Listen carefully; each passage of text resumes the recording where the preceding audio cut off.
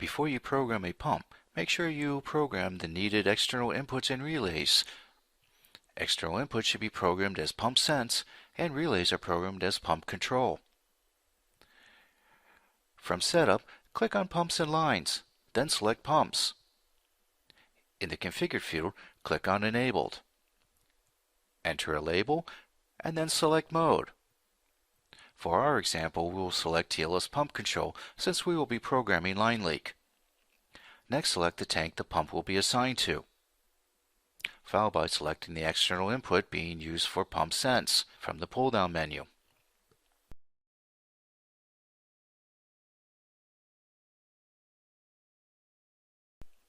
Once a pump has been configured, you will need to program a line.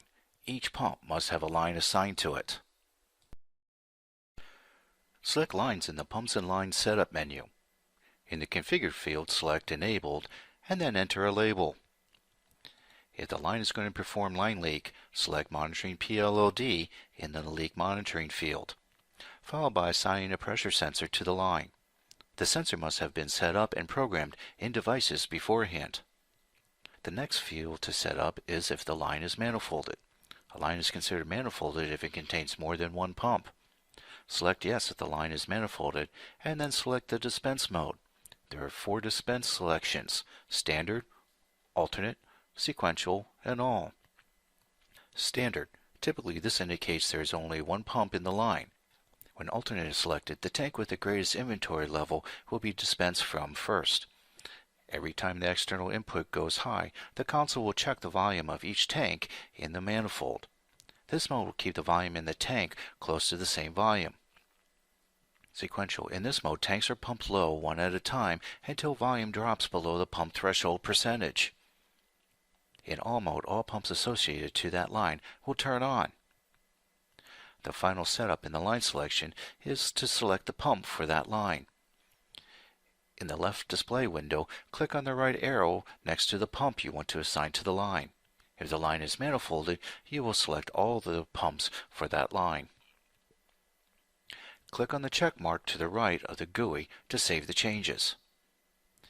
If the line will be performing line leak, you will need to navigate to the PLLD section under Pumps and Lines.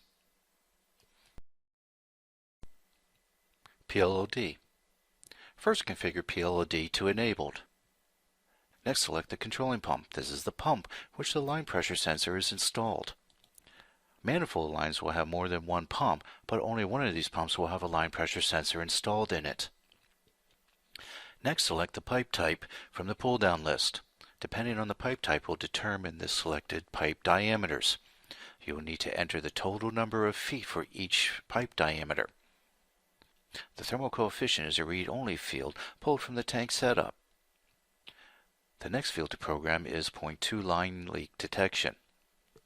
Depending on the PLLD feature set on the console, the ATG can perform a 3 gallon per hour, 0.2 gallon per hour, or 0.1 gallon per hour line leak test.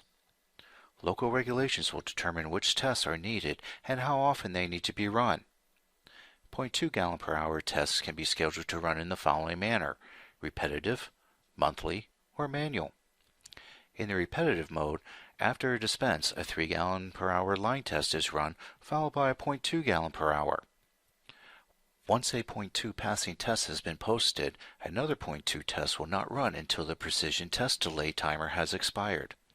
This timer will allow tank testing time to perform its tests. If the console is running CSLD, the precision test delay should be set to 60 hours. When monthly is selected, the console will run a 0.2 gallon per hour line test until it has posted a passing result, and then stop testing for the rest of the month. In manual mode, a 0.2 gallon per hour test is only performed when an operator starts them tests manually. 0.1 gallon per hour tests have similar modes to determine when to run the tests. They are repetitive, auto, and manual. Repetitive mode will run a 0.1 test after the console completes a 0.2 test. Once a 0.1 passing test is posted, the precision test delay timer is observed. Once the timer expires, the 0.1 test is re-enabled and will run after the next 0.2 test. In the auto mode, a 0.1 test will run after a 0.2 line test. Once a passing point 1 test has been posted, the console will not run the point 1 test again for 6 months. Once you selected the precision line test you're going to run and when, you will need to select the shutdown rate. The selections are 3 gallon per hour, 0.2, or 0.1 gallon per hour. Refer to your local regulations for shutoff requirements.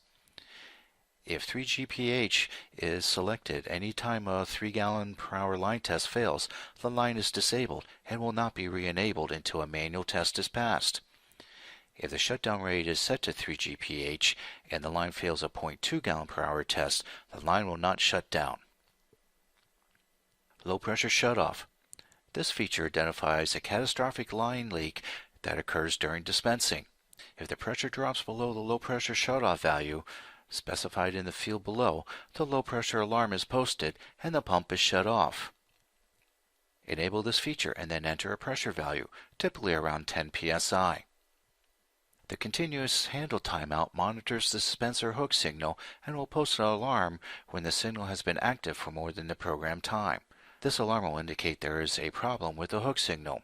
Anytime the hook signal is active, the console will not perform line leak tests.